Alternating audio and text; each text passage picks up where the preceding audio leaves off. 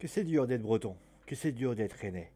C'est sûr que quand on est rennais, on était heureux en début de saison. On était heureux de voir cette grande équipe finalement peut-être réussir une belle épopée européenne. On imaginait peut-être réussir quelque chose, une belle épopée, avec notamment l'arrivée notamment de Florent Maurice, qui avait fait du beau boulot du côté de l'Olympique lyonnais. Notamment, si Lyon s'en sort, on va dire, à peu près bien aujourd'hui, c'est parce que tout simplement Florent Maurice a su justement trouver les joueurs qu'il fallait. Alors oui, Juninho maintenant fait un boulot pour ainsi dire, mais il faut quand même reconnaître le travail de Florian Maurice. Mais on est à la 27e journée du championnat et Rennes est dans la tourmente. Rennes ne va pas bien, Rennes est en difficulté, quatrième défaite consécutive pour les Bretons, avec donc vraiment des difficultés. Donc tout a commencé notamment à la 19e minute avec un but sur penalty d'Amine Gouiri, donc à la 19e minute. Donc ça vient tout simplement d'Hachim Boudaoui qui rentre dans la surface. Amari Traoré, tout simplement reste planté complètement, il n'arrive pas à le suivre. Et Damien Silva, est tout simplement obligé de se faire avoir juste par un dribble de la part du joueur. Et il le déséquilibre, penalty, donc 1-0. Et puis finalement, on voit notamment des Niçois dominateurs, parce qu'on a une frappe sur le poteau, on a quelques occasions niçoises, la défense est en difficulté, l'attaque ne fait pas grand-chose.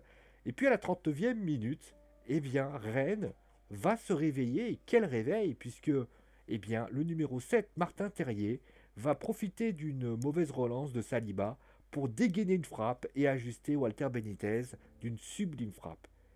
Et là, il va se passer un événement. Ça va être le premier événement, on va en parler directement. C'est finalement l'action par rapport à avec Jean-Claire Todibo, avec Jérémy Doku. Alors on va rappeler ce qui s'est passé. Donc Jérémy Doku veut aller va vers le but. Et il se passe que, on va l'expliquer par la palette tout simplement. Donc Jérémy Doku, d'ailleurs il est pas loin, donc on va pouvoir l'expliquer. Il va derrière le but, donc voilà, il va derrière le but, et donc il y a Todibo qui commence à le ceinturer. Mais quand il le ceinture bien, hein. À un moment donné, le mec qui voulait lui faire un free hug, ça serait pas mieux.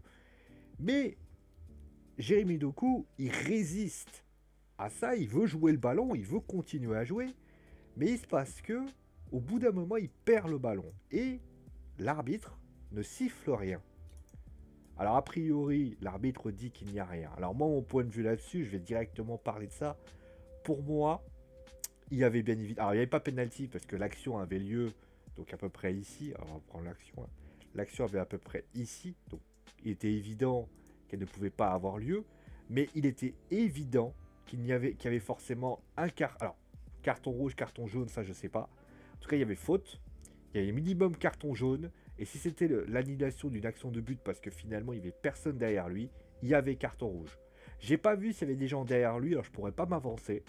Mais s'il y avait bien évidemment pas, il y avait bien évidemment carton rouge et expulsion. Et forcément, ça te change le match, ça te change la manière d'être parce que forcément en deuxième mi-temps, en fait, ce qui est assez étonnant, c'est que les Rennais sont mieux en cette fin de première mi-temps. Les Rennais d'ailleurs proposent pas mal de choses, etc., etc.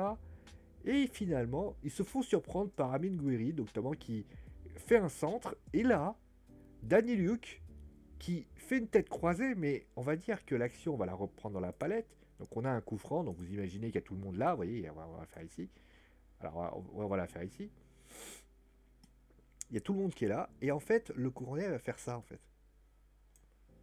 Mais ce qui est étonnant, c'est qu'il y a un gros problème de marquage. D'ailleurs, Michael Landreau a parlé de bonne défense. Je veux pas dire, mais les deux buts rennais, et notamment, sont sur des erreurs défensives des Bretons. Parce que le but sur coup franc, je suis désolé. Il y a notamment, je sais plus qui était là, mais il y a un joueur qui oublie le marquage. Kamavinga a l'air littéralement en train de dormir. Donc il y a quand même des petites choses qui peuvent paraître, je dirais, assez étonnant. Et donc forcément, on va commencer tout de suite avec la prestation globale. Alors pour information, pour ceux qui sont supporters de l'Olympique de Marseille ou qui veulent suivre le football par rapport à l'Olympique de Marseille, on fera juste une petite aparté à la fin pour parler bien évidemment de l'arrivée de Jorge Sampaoli et bien évidemment du départ de Jacques Henri et du nouveau président du directoire, c'est-à-dire Pablo Longoria. Alors, pour revenir au match, alors, pour Rennes, ben, j'ai envie de te dire que Rennes, j'ai l'impression que si tu sais, c'est les espèces de stress post-Ligue des Champions, en fait. C'est-à-dire qu'ils ont fait une Ligue des Champions. Alors, ça allait mieux, notamment, hein, quand ils ont perdu la compétition. Ça allait légèrement mieux. Ils ont aligné des victoires, ils ont fait des victoires, ils ont gagné des matchs. Mais là, concrètement, t'as l'impression que l'équipe, elle subit littéralement ce qui se passe en Champions League. Et ça, c'est quelque chose qui m'a beaucoup tilté. C'est que bah, forcément, l'équipe a l'air d'avoir du mal à savoir ce qu'il y a à faire. Elle est dans le doute. On sent, d'ailleurs, il y a des joueurs majeurs dans l'équipe, notamment comme Kamavinga, comme Enzonzi, comme par exemple Guirassy, notamment, qui avait fait un bon début de saison et qui a été notamment en difficulté. Jérémy Doku, qui pour l'instant n'a pas réussi à rentabiliser son transfert. On peut se demander d'ailleurs pourquoi M'Baye est parti, pourquoi Rafinha est parti. Notamment, il y a des joueurs un peu majeurs qui sont partis. Il y a notamment un joueur, Rougani, qui, vous savez, le joueur que la... D'ailleurs, c'était une bonne pioche, hein, qui avait réussi à venir du côté de Rennes. Il n'avait jamais été utilisé, on se demande pourquoi. Il y a que de mon point de vue, beaucoup de petites choses qui font que, malheureusement, ça donne cela. Alors certes, il y a eu des transferts, parfois automatiques, je pense à Edouard Mendy. Mais quand tu perds ton meilleur gardien, qui est quand même Edouard Mendy, qui est quand même l'un des meilleurs gardiens et qui a apporté pas mal de choses à Chelsea. Quand tu perds Rafinha, qui est quand même un excellent défenseur. Quand tu perds M'Baye, alors je sais que M'Baye, on peut dire ce qu'on veut sur lui. C'est vrai que bah, il avait envie de partir, etc. Mais quand tu as un attaquant comme lui, il faut peut-être savoir l'utiliser, il faut savoir se servir de lui.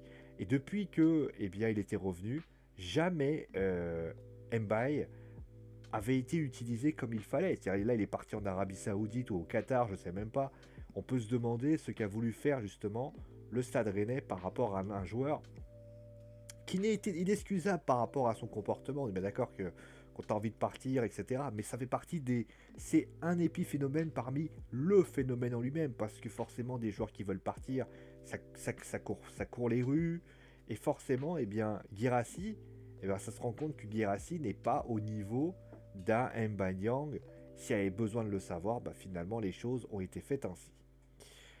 Du côté de Nice, d'ailleurs, ouais, est-ce qu'il faut virer Julien Stéphan? Bien évidemment, non. Hein, je pense qu'il ne faut pas non plus le virer. Je pense qu'il ça sert à rien de virer Julien Stéphan. Julien Stéphan, aujourd'hui, a...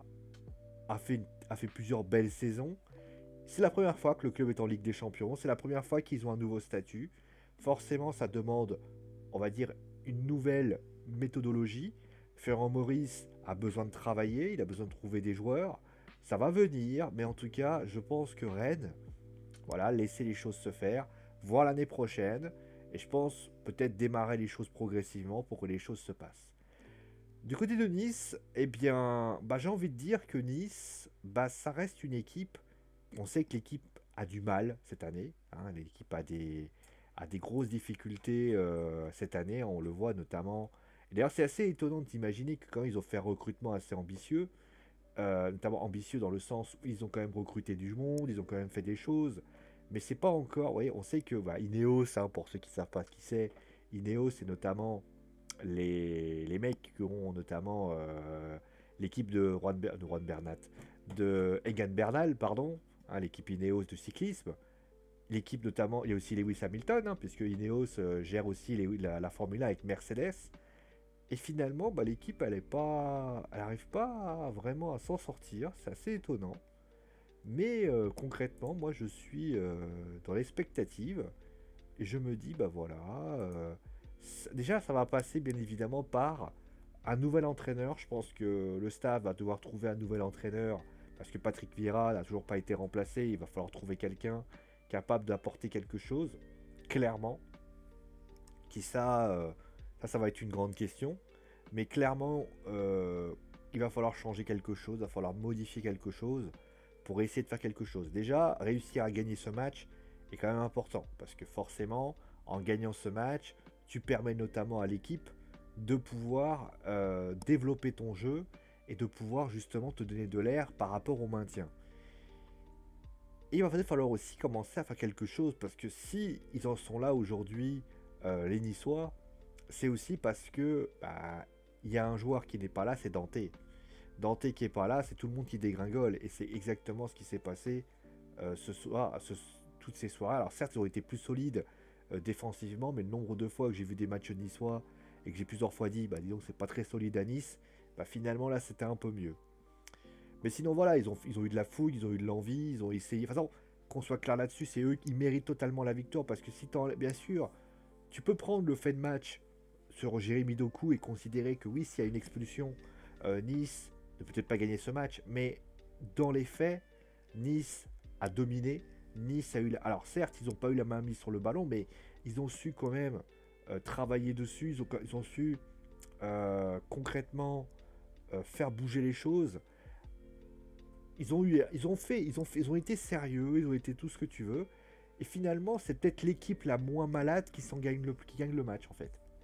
Alors je veux bien être d'accord, attention, hein, je dis pas que Nice c'est l'équipe du siècle, etc. Attention, ne me faites pas dire ce que j'ai pas dit, hein, parce que l'équipe est pas au mieux, hein, je le dis tout de suite. Mais concrètement, je pense que ça a besoin de bouger certaines choses. On sait qu'ils sont perdus contre Metz, ils sont perdus contre Marseille. Là, contre Paris, ils ont perdu également. La dernière fois qu'ils ont gagné c'est contre Nîmes. Ouais, ils ont des capacités, mais il va falloir travailler, il va falloir bosser, trouver un nouvel entraîneur. Et je pense que de toute façon, le maintien, ça y est, c'est à peu près rassuré. Voilà, je me fais pas trop de soucis pour eux. Mais concrètement, voilà. On passe maintenant à la prestation globale. La prestation globale qui est... bah, déjà, on va commencer tout de suite par un joueur. Il va falloir quand même que j'en sauve quelques-uns. Alfred Gomis, comme il était présent, c'est vrai. J'ai beaucoup aimé Alfred Gomis qui a essayé de sauver les meubles, qui a essayé de faire quelques petites choses. Il a quand même réussi à taper sur le penalty, comme il arrive à la taper le penalty. Il n'arrive pas à la sortir, mais il arrive à la taper. Du côté eh bien, de Nice, j'ai envie de taper sur du Danny Luc, quand même buteur, qui a quand même été assez solide. Euh, Boudaoui, très très bon joueur, honnêtement. Un joueur assez intéressant, très très étonnant, très bon, honnêtement, très très intéressant. Claude Maurice, sympa, très très bon joueur aussi. Amine Gouiri, qui a marqué, qui est passeur décisif, qui est quand même pas mal, qui est quand même l'homme du match, à mon goût, clairement. Au niveau des flops du côté niçois, bah Saliba, parce qu'il te fait quand même une passe qui va direct sur Martin Terrier, donc forcément voilà. Todibo, parce que bah. Ah, il doit plus être là. Il doit plus être là, alors oui, peut-être que si, mais il doit plus être là. Du côté eh bien des Rennais, alors les Rennais ça va être compliqué. Parce qu'il va falloir trouver des joueurs et ça va être très compliqué. Donc déjà, bah, Guérassi. Parce que forcément, Guérassi, j'en ai pas vu beaucoup. Je vais pas mettre Jérémy Doku parce que j'ai trouvé qu'il était volontaire et qu'il a essayé de faire des choses. Kamavinga. Grenier. Pas là. Pas là. Clément Grenier. La charnière centrale de Rennes que j'ai trouvé très très limitée. Alors après, elle n'est pas en réussite, etc. Mais à un moment donné, tu fais des marquages, tu fais des mauvais marquages, à un moment donné, c'est pas possible. Donc voilà ce que j'avais à dire par rapport à ce match. Il n'y a pas grand chose à dire de plus. Voilà, Rennes a. La victoire est quand même méritée du côté de Nice. Moi j'ai trouvé quand même que Nice, je dirais à part peut-être le moment où il y a les entrants notamment de Bourigeaud, l'entrée notamment de Castillo qui a été un peu plus. Mais il faut quand même le reconnaître que d'Albert aussi. Mais il faut quand même reconnaître que c'est encore trop limité pour espérer quelque chose. Voilà. Bon, on va parler bien évidemment de l'information de la soirée, puisque ça a été la véritable attraction. Ça a été le départ donc de Jacques Anhierro. On s'y attendait pas, honnêtement, voilà. Donc ça a cultivé le mystère. Jacques Anhierro qui a donc été débarqué par Franck McCourt. Est-ce que j'ai le communiqué justement? Attendez, je vais vous trouver ça. Attendez. Ah non, mais j'ai pas le. Attendez. Je vais vous trouver le communiqué, comme ça va être plus simple. Oui, alors attendez, propriété. Alors, parcourir. Attendez, je vais vous trouver le communiqué, comme ça à la limite, on va pouvoir parler de quelque chose qui est assez concret. Non, c'est pas ça. Ah, non, c'est pas ici. C'est pas ici. Ah, je crois que je l'ai vu. Il est ici. Voilà, il va être un peu long. Il est un peu long. Bon, il est un peu long, donc je vais pas tous vous les lire, mais bah voilà, je vais vous le mettre comme ça. Alors, je vous mets juste là, donc vous avez le temps. Alors, je vais peut-être vous le mettre en étiré un peu plus grand, voilà. Sinon, ça va être compliqué pour que vous le lisiez, mais bon, si vous arrivez à le lire, vous le lisez. Donc, il faut juste s'intéresser justement à ces premières lignes. Alors, je vais vous le lire, comme ça sera réglé. Alors, hop, voilà.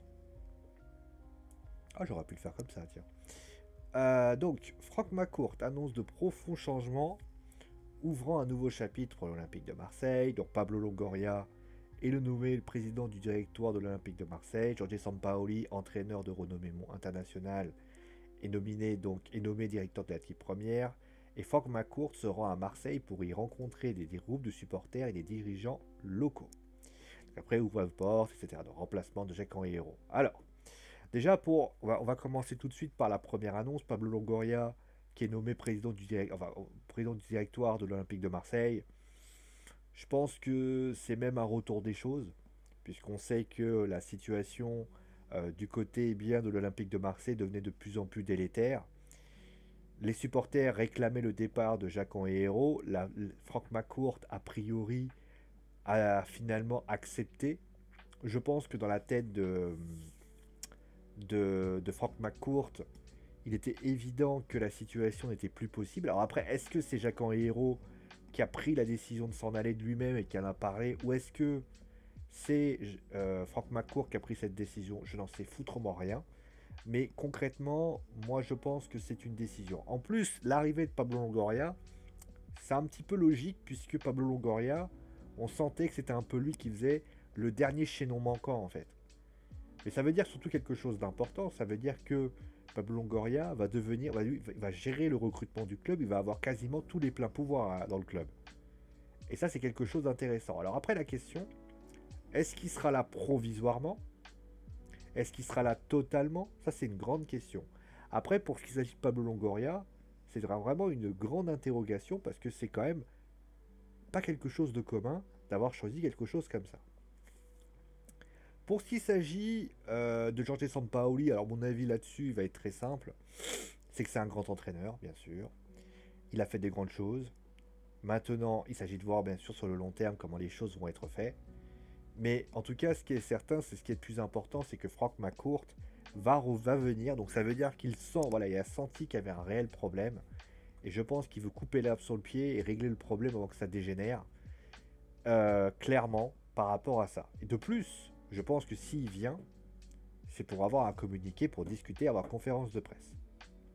Donc ça, voilà. Ça, c'est quelque chose qui va être fait. Mais concrètement, ça peut être aussi une nouvelle... Alors attention, parce que le fait que Pablo Longoria arrive peut vouloir aussi dire une chose, c'est qu'une nouvelle politique va avoir lieu. On peut imaginer que l'Olympique de Marseille part sur un nouveau projet. Et quel sera ce projet? Parce que on parle de scouting, on parle de ci, etc. Est-ce qu'il sera... D'ailleurs, moi je me pose une question. Est-ce qu'il sera en mesure de relancer l'OM économiquement? On sait qu'il y a toujours les problèmes de déficit de l'OM. Mais est-ce qu'il sera en mesure de pouvoir créer une équipe, de pouvoir faire ces choses-là? C'est une grande question. Après, si Jorge Sampaoli est arrivé, forcément, il a peut-être fait des garanties. Alors après, ce que j'ai entendu, non, il n'y aura pas des garanties. Mais ça veut dire aussi qu'il va devoir travailler avec ce qu'il a. Ça va être une grande interrogation de comment l'OM va travailler, comment Pablo Longoria va pouvoir renforcer l'équipe sans être littéralement dans le rouge. Bon voilà, en tout cas c'est... Voilà, j'espère en tout cas que l'Olympique de Marseille va réussir son coup parce que c'est quand même important pour l'OM. Pour information, Jorge Sampaoli n'arrivera pas tout de suite puisque vous le savez, hein, pour ceux qui viennent de hors Union Européenne, vous devez faire je crois une septaine de 7 jours. Donc ça veut dire qu'il faudra attendre un peu par rapport à ça. Merci à vous tous d'avoir d'ailleurs à me dire bien sûr ce que vous avez pensé de l'Olympique de Marseille, etc., etc. En tout cas, merci à vous tous d'avoir suivi l'émission. Portez-vous bien. Et ciao les amis, vive le football.